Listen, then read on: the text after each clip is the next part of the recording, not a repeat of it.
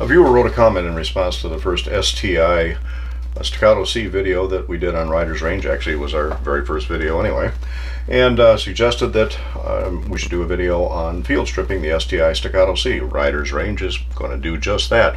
I thank John for the comment.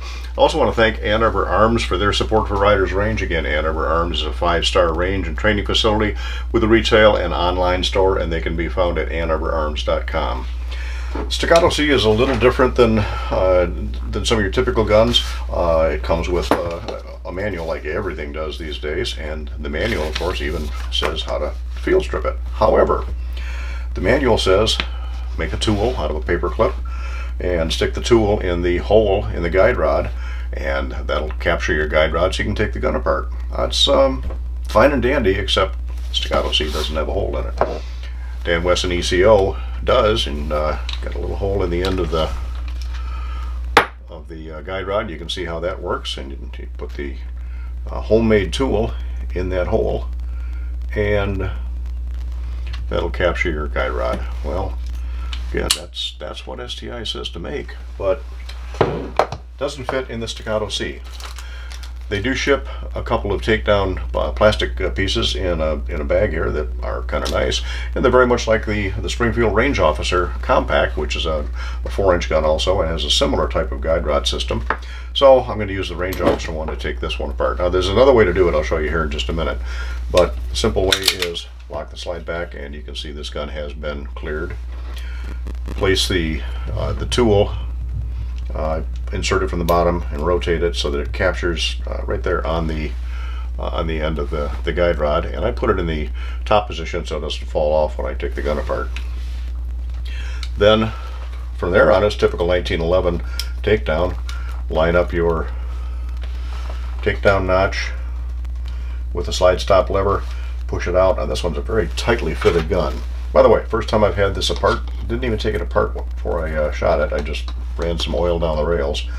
Now, because this is fitted so snugly, I use a little nylon pusher on the other side to get it started. Pull this out, let the slide go forward, and frame is off.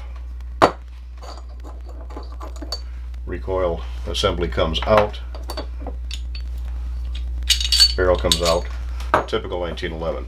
As I'm starting to say, this gun has had more than 700 rounds through it at this point, and it has run flawlessly with the exception of a couple of frangible lightweight rounds. It didn't really like it. It wouldn't give me a full extraction or ejection on those. Boy, is this thing dirty. After this video, I'm going to have to clean it before I put it back together. It is filthy, but it's filthy. It's dry, but it's been running like a top. Even though it's so well fitted, I'm very, very impressed with how this gun has functioned. Putting it back together is pretty much typical 1911. Make sure your barrel link is not resting down against the barrel. Slip the guide rod assembly back in, making sure that the curved part is, of course, down by the barrel. Again, just like any other 1911. Get the bushing all the way in. Frame goes back on, just like any other 1911. And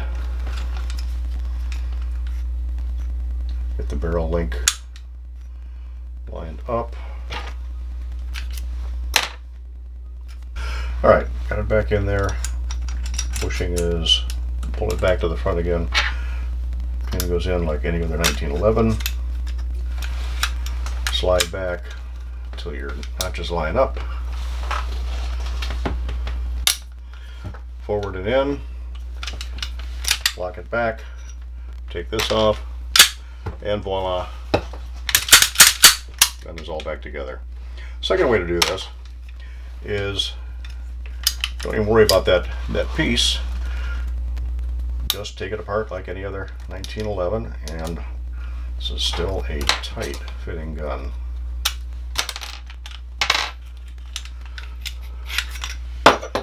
I suggest safety glasses just in case this comes flying off, as it did very well. And when you get it apart, you can see you've got 3 pieces. You've got your main bushing, main spring, and your secondary recoil assembly, which is captured, and that's not coming apart. To get it back together, reverse procedure, make sure the bushing goes in all the way, then put the large spring in, and put your secondary, your guide rod and secondary component spring in. And then I found on this, as you're pushing it in, it has a tendency to jam up a little bit, so I pull back on the large spring to get it started. Once I do that, again, it'll drop down in place, but you got to make sure it stays, otherwise it's going to have a tendency to come back out at you. And goes back together just like any other 1911.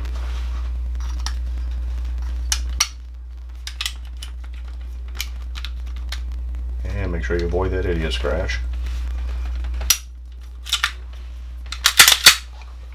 There it is. STI Staccato C, disassembly, reassembly, done. Now I got to take it apart and clean it. Again, thanks for visiting Riders Range. If you like, please hit the thumbs up. Please subscribe for more videos. I'm trying to get one out every Friday. This is going to be a little off cycle. This will be between videos. I've got another one coming out next Friday. So hit the bell to be reminded when we get the next video. So thanks for visiting Riders Range. See you next week.